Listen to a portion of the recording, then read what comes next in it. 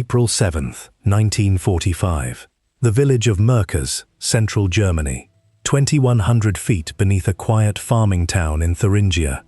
A small party of American soldiers steps out of a mine elevator into a tunnel stacked floor to ceiling with sacks of currency, and they are about to find one of the largest hoards of stolen wealth in human history.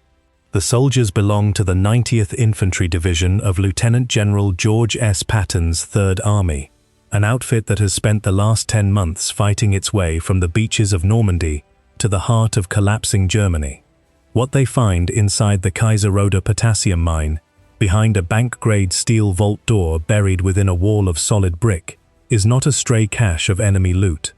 It is nearly the entire gold reserve of the Third Reich, the literal contents of the German central bank, smuggled out of a burning Berlin and hidden in the dark alongside centuries of stolen European art and the plundered wedding rings, watches, and gold teeth of the Nazi regime's murdered victims. Within 5 days, 3 of the most famous generals in American history will descend into that same mine to see it for themselves. Within 2 weeks, 238 tons of treasure will be hauled up through a single narrow shaft and driven across a collapsing country under armed guard, racing a clock that has nothing to do with the war against Hitler and everything to do with a new and colder conflict already taking shape. And standing at the center of it all is a general famous for his aggression on the battlefield, now forced to decide what an army does when it accidentally captures the fortune of an empire. This is the story of what Patton did when he reached the Nazi gold train, a story that turns out to have far less to do with tanks and far more to do with what an army becomes responsible for the moment it stops advancing and starts accounting. To understand why this moment mattered, you have to understand where the war stood in the spring of 1945. By early April, Nazi Germany was disintegrating with astonishing speed. Patton's Third Army had crossed the Rhine on the night of March 22, driving deep into central Germany against resistance that was crumbling by the day. Advancing northeast out of the Frankfurt area, his spearheads had already cut into territory that would soon become the future Soviet zone of occupation, pressing toward the towns of Gotha and Bad Salzungen with a speed that outran even the ability of Allied intelligence to keep pace with what lay directly in the army's path. Behind those fast-moving spearheads of tanks and infantry lay a defeated nation whose institutions, including its central bank, were scrambling to save whatever they could from the wreckage. The Reichsbank in Berlin had already been hammered by Allied bombing in February, its presses for printing currency nearly destroyed, and its officials had spent the preceding weeks quietly dispersing the nation's gold reserves out of the capital to branch vaults across central and southern Germany, hoping to keep them out of Allied hands until some kind of order could be restored. Merkers, a modest town built around a working potassium and salt mine, became one of those hiding places almost by accident of geography, tucked into hills that had not yet drawn Allied attention. Throughout February and March, Reichsbank officials in Berlin loaded truck after truck and rail car after rail car with gold bars, foreign currency, and gold coins, sending it all southwest to Merkers for safekeeping. They were not alone. As Allied bombing intensified over Berlin's museums, Nazi cultural officials made the same calculation, and between March 20 and March 31st, roughly 1/4 of the collections belonging to 14 of Prussia's principal state museums were quietly shipped down into the same salt tunnels. Paintings, sculpture, rare books, and centuries of European cultural heritage, stacked alongside crates of gold, as though art and bullion belonged in the same emergency inventory. In a very real sense, they did. Both were assets the collapsing regime desperately wanted to keep out of enemy hands. The gold itself had a longer and darker journey behind it than most of the soldiers who eventually found it could have guessed. For most of the war, the bulk of Germany's gold reserves sat in the Reichsbank's central vaults in Berlin, a stockpile built up over years, partly through legitimate pre-war reserves and partly through the calculated plunder of the nations the Wehrmacht overran. Gold seized from the national banks of Belgium, the Netherlands, and other occupied countries had been quietly folded into the Reichsbank's own holdings, laundered through the machinery of a central bank until, on paper at least, stolen gold looked indistinguishable from gold Germany had always owned. Much of this reserve had already been spent over the course of the war, used to purchase raw materials, weapons components, and strategic goods from officially neutral countries, willing to look past where the payment had originally come from. What remained by the spring of 1945, the mass of bullion and coin now sitting in a Thuringian mine, represented not the whole of what the Nazi regime had stolen over 12 years of rule, but what was left after that theft had already helped finance the very war now grinding the Reich itself into rubble.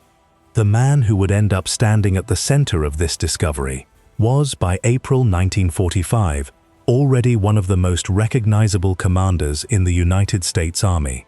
George Smith Patton had clawed his way back from the humiliation of Kaiseroda Pass 2 years earlier to become the most feared armored commander in the European theater, a general whose Third Army had swept across France with a speed that startled even his own superiors. He was famous for pushing his men harder than any other American commander, for a personal style built on aggression, spectacle, and an unshakable belief in his own destiny.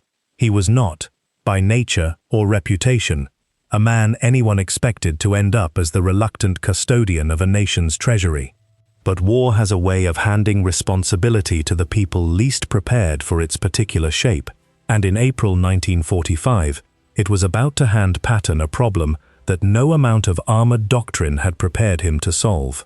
On April 4th, the 3rd Battalion of the 358th Infantry Regiment, part of the 90th Infantry Division, took the town of Merkers with barely a fight, one more small conquest in a campaign that had, by that point in the war, become almost routine for a division that had fought its way from the Normandy hedgerows through the Battle of the Bulge and across the Rhine. 2 days later, on April 6th, military policemen on a routine foot patrol stopped 2 women walking the streets after curfew.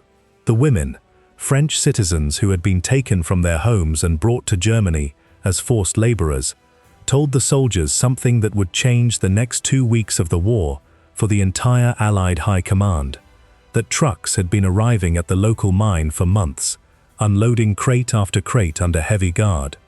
It was, on its face, a small and easily missed piece of wartime rumor. It was about to prove to be one of the most consequential tips of the entire war. So the question hanging over Merkers, as April 6 turns to April 7th, is not whether something valuable is hidden in that mine. Local witnesses have already confirmed it. The question is what, exactly, 3,000 feet of salt tunnel beneath a farming town is actually holding, whether it is truly the fortune the rumors describe, or something smaller and more ordinary, and whether the soldiers of Patton's Third Army, exhausted from 10 months of continuous combat, are prepared for what they are about to become responsible for guarding. On the morning of April 7, Lieutenant Colonel William A. Russell, the 90th Infantry Division's Civil Affairs officer, leads a small party down into the mine to investigate the reports.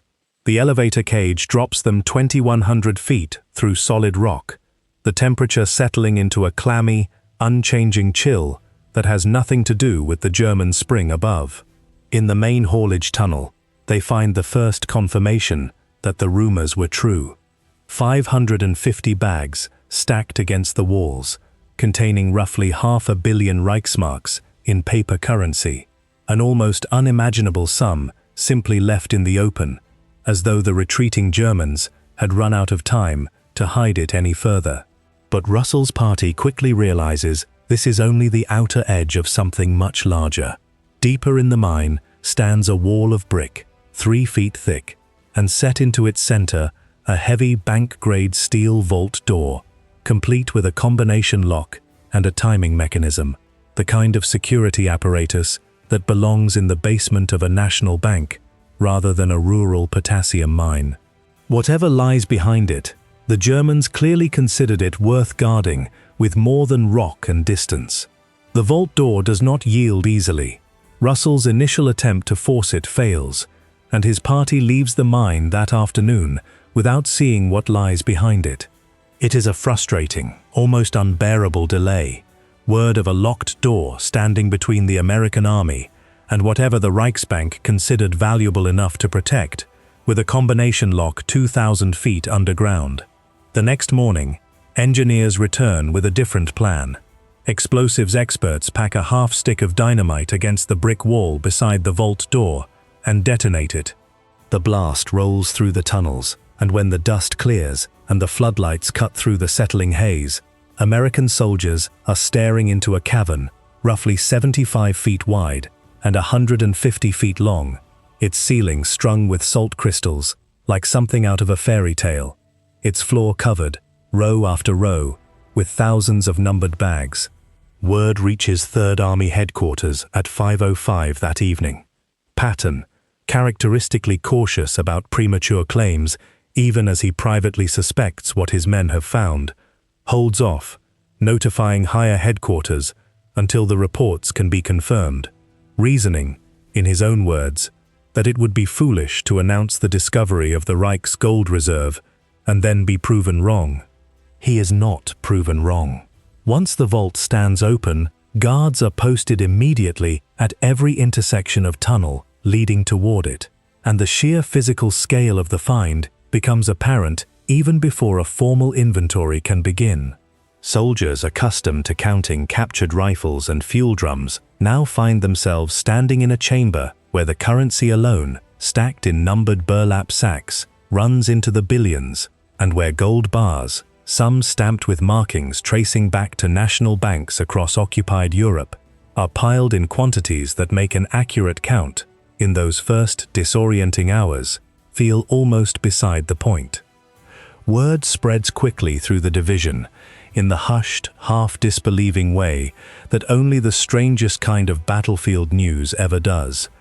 And for a day or two, the mine at Merkers becomes the single most talked-about position on the entire Third Army front, stranger and more compelling to the exhausted men guarding it than any objective they had fought for in the 10 months since Normandy.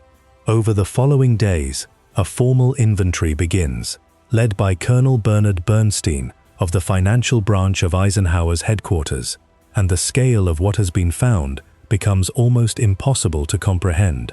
More than 8,000 bars of gold bullion, 55 additional boxes of crated gold, well over 3,000 bags of gold coins in currencies from across Europe and beyond, including 711 bags containing American $20 gold pieces, bags of silver, a bag of platinum bars, nearly 4 billion Reichsmarks in paper currency, and, in a smaller side chamber, given the almost bureaucratically neutral designation, Room Number 8, something far darker than bullion, suitcases packed with wedding rings, cigarette cases, wristwatches, spoons, forks and dental gold, much of it hammered flat to save storage space, plundered not from a bank or a museum, but from the pockets and the bodies of the Nazi regime's victims.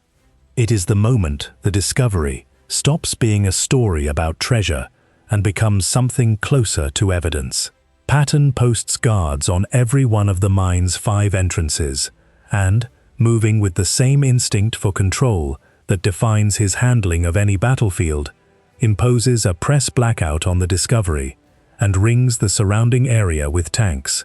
This is not simply excitement over a fortune stumbled upon by accident. Patton and his staff understand almost immediately that Merkers sits inside territory the Allied powers have already agreed, at conferences held months earlier, will become part of the post-war Soviet occupation zone. Whatever remains inside that mine when the American army eventually withdraws east of the demarcation line will belong, by agreement, to someone else entirely. A clock has started, and it has nothing to do with combat operations, and everything to do with the shape of the peace already being negotiated behind the front lines. That territorial arithmetic had been settled far from Merkers, at conference tables in Quebec and Yalta, where Roosevelt, Churchill, and Stalin had carved post-war Germany into occupation zones long before any American soldier had set foot near Thuringia. Under those agreements, the province containing Merkers was slated to pass into Soviet hands once the fighting ended, regardless of which army happened to be standing on that ground when the guns finally fell silent. For the soldiers of the 90th Infantry Division, none of this had mattered in the slightest until the moment they blew open a vault containing nearly the entire monetary reserve of a defeated nation. Suddenly, the line on a map drawn by diplomats months earlier became the single most urgent tactical fact of the entire operation, transforming a discovery into a race against a deadline no one in the mine had chosen and few of them fully understood. On April 12th, the story reaches its most famous chapter.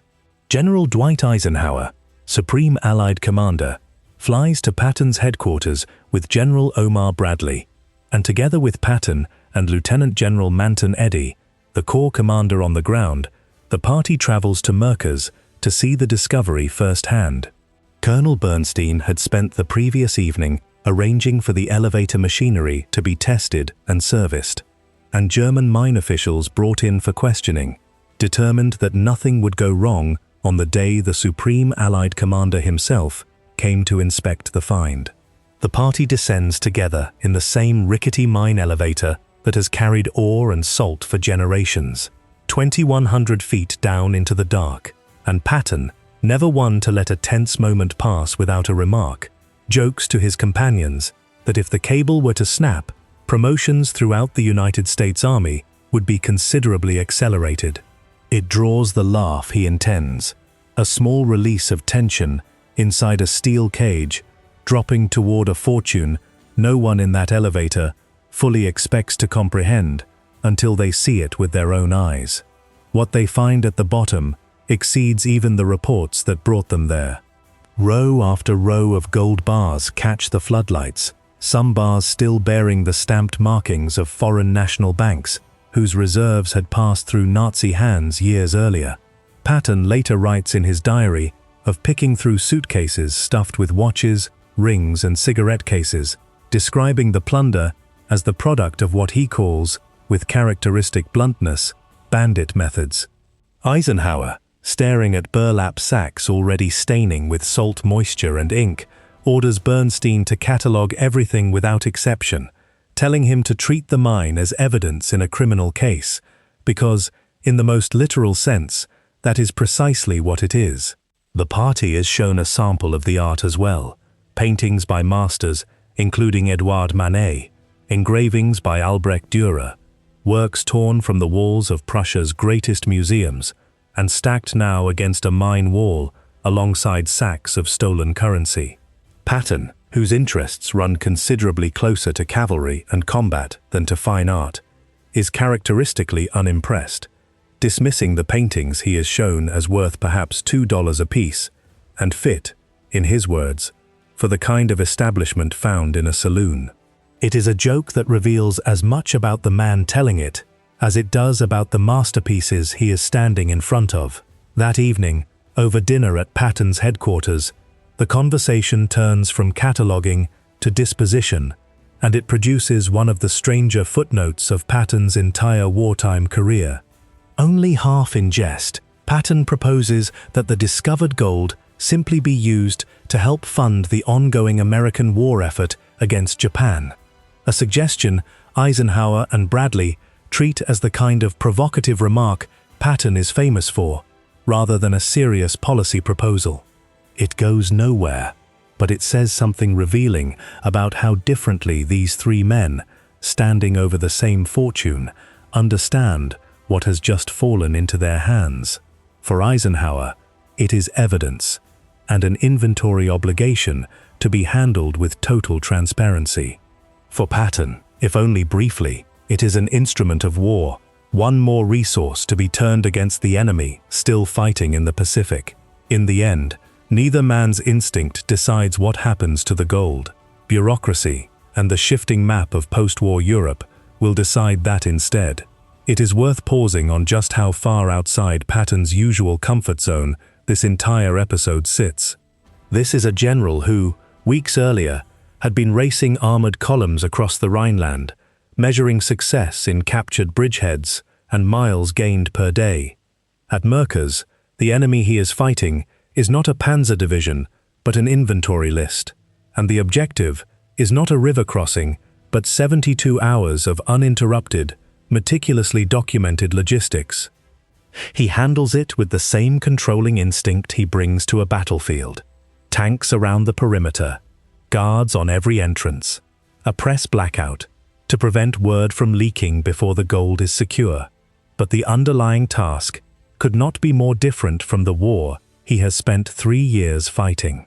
It is a strange, almost bureaucratic climax to a career built on speed and audacity, and Patton's private correspondence from these same weeks suggests a man who senses, correctly, that his most famous chapter as a battlefield commander is already behind him. That same afternoon of April 12, before returning to their respective headquarters, the three generals travel a short distance to the recently liberated camp at Ohrdruf, a subcamp of Buchenwald, overrun by American troops just over a week earlier, on the same day of April 4th, that had also brought Merkers itself under American control. What they see there recasts everything else about the day: piles of unburied corpses, a gallows, the charred remains of prisoners burned on makeshift pyres by SS guards attempting to erase evidence before fleeing east. Bradley is visibly shaken. Patton turns away from one room stacked with the dead, later telling Eisenhower that entering it would have made him physically ill. Eisenhower, forcing himself to examine every corner of the camp, later explains that he wanted to be able to testify from personal experience should anyone, in years to come, try to dismiss reports of Nazi atrocities as mere propaganda. Within a week, he has ordered every nearby American unit not actively engaged at the front to march through Ohrdruf and see it for themselves. And he has cabled Washington requesting that members of Congress and the American press be brought to Germany to witness the camps in person. On a single afternoon in the collapsing heart of the Third Reich, the same three generals confront both the staggering material wealth the Nazi regime hoarded and the human wreckage it left behind, and the contrast between the two sites, a fortune in one direction and a graveyard in the other, says more about what this war was actually fought over than any single battle report could. In the days that follow, urgency takes over, with the demarcation line separating the American and Soviet occupation zones already fixed by agreement among the Allied powers, and Merkers sitting squarely inside territory scheduled to pass to Soviet control within months. Bernstein and his team have no time to waste on a leisurely cataloging process. For roughly 72 continuous hours, convoys of quarter-ton trailers haul bullion and sacks up the mine shaft to the surface, where every container is inventoried, photographed, and sealed before being loaded onto a fleet of 10-ton trucks. 11,000 separate containers eventually make the journey out of the dark and into convoys bound for a secure vault at the Reichsbank branch in Frankfurt, then safely inside the borders of what will become the American occupation zone. Armed guards ride with every truck. The operation runs day and night, racing not the retreating German army, which by this point poses barely any threat at all, but the calendar itself, and the boundary lines drawn months earlier at conferences the soldiers hauling those gold bars up an ancient mine shaft had never heard of and would never be consulted about. The evacuation itself is a logistical operation almost as demanding in its own way as any combat maneuver Third Army had undertaken that spring. Trucks queue at the mine entrance in a convoy stretching down the narrow road into Merkers, engines idling in the April chill while soldiers pass sealed containers hand to hand up out of the elevator cage and into truck beds already weighed down with the previous load. Military police ride shotgun on every vehicle, and the convoy route to Frankfurt is planned and guarded with the same seriousness Third Army would give to protecting a forward supply line under threat of enemy interdiction, even though the only real threat by mid-April 1945 is time itself, and the diplomats in Washington and London who could, in theory, redraw a zonal boundary before the last truck clears it. Every driver on that route understands, even if only vaguely, that they are moving something that matters far beyond the immediate tactical situation, a fortune that belongs, in the end, to dozens of nations and thousands of families who have no idea yet that it has even been found. Not everything recovered from the mine can be moved with equal speed. The museum paintings and crated artworks, more fragile and less standardized in size than stacked gold bars, require careful handling that slows the pace of the larger evacuation. Specialist officers attached to the operation, precursors to the small core of art experts who will soon be formally organized under Allied command to handle looted cultural property across occupied Europe, catalogue each crate before it is allowed onto a truck, aware that careless handling could destroy in an afternoon what centuries of careful preservation had protected. It is unglamorous, painstaking work, utterly at odds with the speed Patton usually demands of his command, and yet it proceeds alongside the gold evacuation with the same underlying urgency, because the same territorial deadline applies equally to a stolen manet as it does to a stolen ingot. By the time the last truck rolls out of Merkers, American forces have recovered gold, currency, and art with an estimated value in 1945 dollars, running into the hundreds of millions, a sum that in modern terms would be worth many billions. It stands, to this day, among the largest single recoveries of looted wealth in the history of warfare. And it very nearly ended up on the wrong side of a line drawn not by soldiers but by diplomats, saved for the West only because a division of Patton's Third Army happened to reach a small mining town in Thuringia before the war's momentum carried the front line past it entirely. The aftermath of Merkers extended far beyond the trucks and the ledgers.